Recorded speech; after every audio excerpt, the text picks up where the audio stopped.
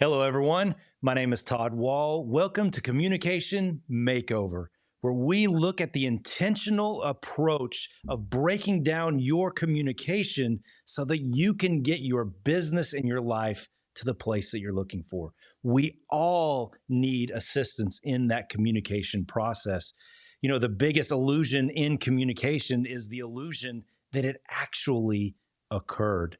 And so we need to take an intentional approach to how we engage with business, how we seek to connect with the people around us.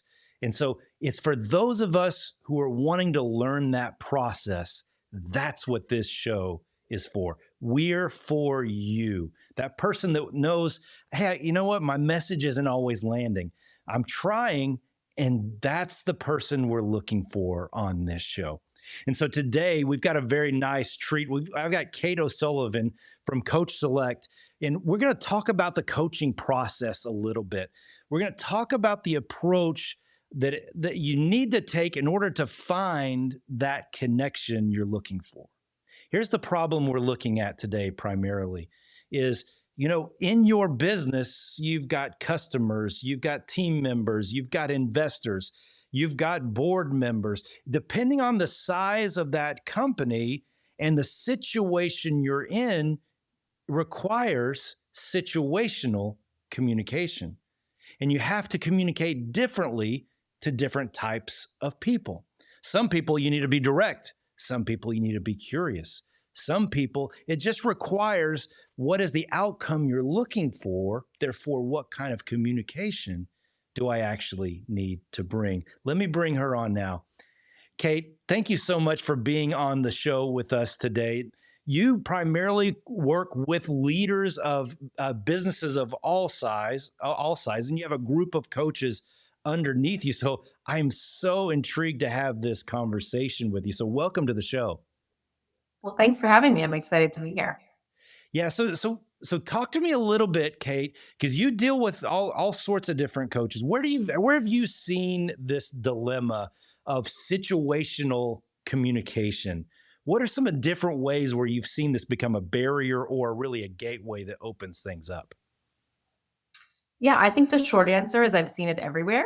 I think it really, this is relevant for everybody because all of us are working with more than one person, right? If you're, like you mentioned, there's board members, you might have people who report to you, who you're managing, you have peers, you have managing up to multiple partners. So most roles will require the skill set, and everybody has their own unique code of the way they like working and how they want things done, but they don't tell you what that is. So you really only know when you're violating somebody else's unspoken rule of how they want you to communicate, and then you know that things are going poorly. But that doesn't really give the answer of what to do.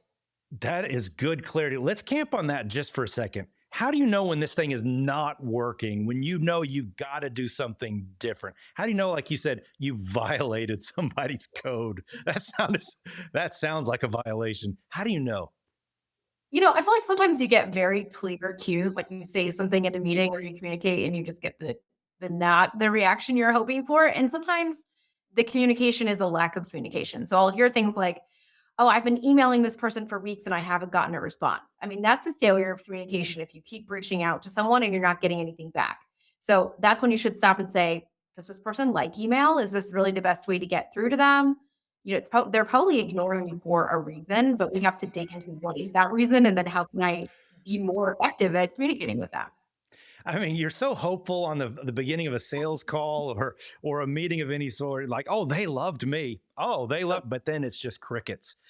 And so where's the situation where you've just seen this thing just go completely off the rails and go completely wrong?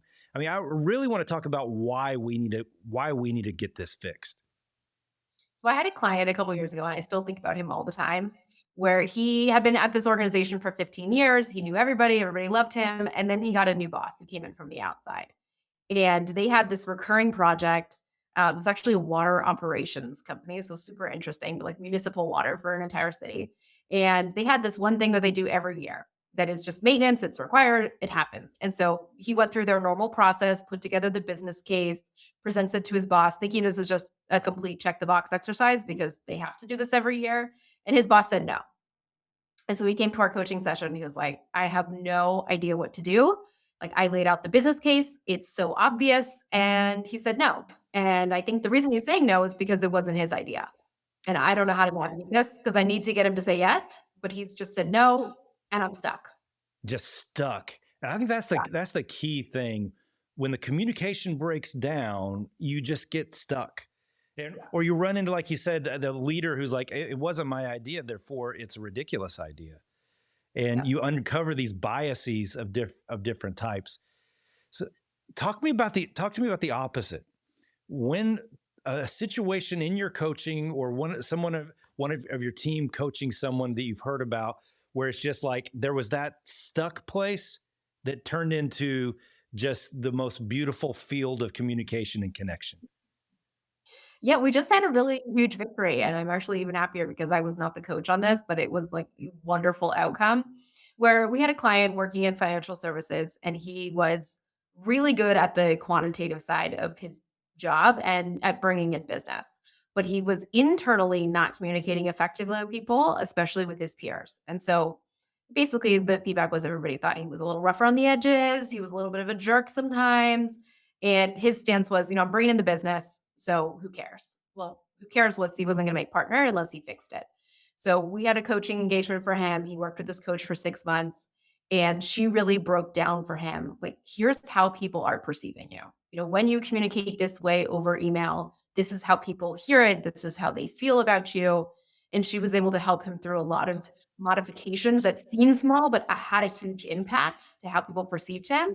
And then he just got promoted to partner in this review cycle, which we're all so excited about. It was such a great, outcome for him. It highlights really the power of real coaching, which is the magic of awareness and discovery. And it was interesting. You said it was a 6 month process. It wasn't an overnight. It wasn't just saying, "Hey, people think you're a complete jerk," and that fixed the problem all of a sudden. This awareness process, it does take a while. Talk to me a little bit about how you've seen this play out and this stuckness to a breakthrough, but getting through that awareness and discovery stage. I mean, I'll use him as an example. I think for him, it was, I'm aware that people think this about me, but he didn't think it was important. And I think we see that a lot in coaching. It's like, yeah, but that's just kind of, that's how I am, as opposed to, okay, but that being that way, being the way that you have been, even if it got you to this level, is not going to get you to the next level. So let's talk about what you need to do to close that gap between where you are now and where you want to be. And then I think the other piece of the untuck is getting it into specifics, right? It's like it takes no more time to write, "Hey, hope you had a good weekend." And then what you're asking for really is not a huge behavior modification, but had a huge impact on how people feel about him. Yeah, absolutely. I and so oftentimes in a makeover, in a communication, it is just a little thing. Mhm. Leverage is a small thing that just it enables a tip to take place.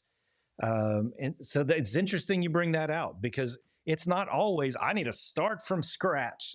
No, we just need to do things just a little bit differently than maybe we did before. Talk to me a little bit more about the problem, and because in our next segment, I want to really jump into how you've been able to help people break that down and some different methodologies, because this coaching process is extremely powerful. I mean, we see it on this show, and where we're actually doing live coaching with people, and you just see that aha moment. And so, do you talk to me a little bit about where you see that aha, where that's just that breakthrough, and you see the lights turn on? Yeah, well, I'll go back to my client at the water company because he was a perfect example of this. So again, his problem was new boss won't do anything unless he thinks it was his idea. And what my client brought to our coaching session was, I've now identified this is what's happening. He won't do anything unless he thinks it was his idea. But I've got this thing and I need him to say yes. And I don't know how to convince him that it was his idea. And he said, I don't have that skill set of helping somebody think that it was their idea when it wasn't. But I knew that we talked a lot about his kids and that he had 3 small children. And my first job was actually teaching second grade. So I was pretty familiar with, okay, I know how children operate. They have to think something is their idea. They have to be in control. So I said, okay, if your 8-year-old wanted to do something or you wanted them to do something and you needed them to think it was their idea, how would you do it? And he sat there for a second and he was like, "Yeah, I know exactly how I would do that." I said, "Okay, can you do that to your boss? And well, you're going to use the same approach?" And he was like, "Yep, I 100% know how to do it." I was like, "See, you convinced yourself you didn't have that skill set, but I know you're doing it every single day." And once he realized, he's like, "It's the same?" I said, "It's the same." He's like, "Then I got it. I'm good." I love that. And that really is the power of this. We're not trying to reinvent the wheel or come up with some new Pythagorean theorem, whatever a Pythagorean theorem actually is, but Mhm. we're not having to come up with that.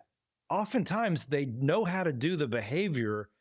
It's just out of context. Our very first episode of the show, we the Deirdre was coaching someone about getting on stage and being comfortable in front of a really large audience.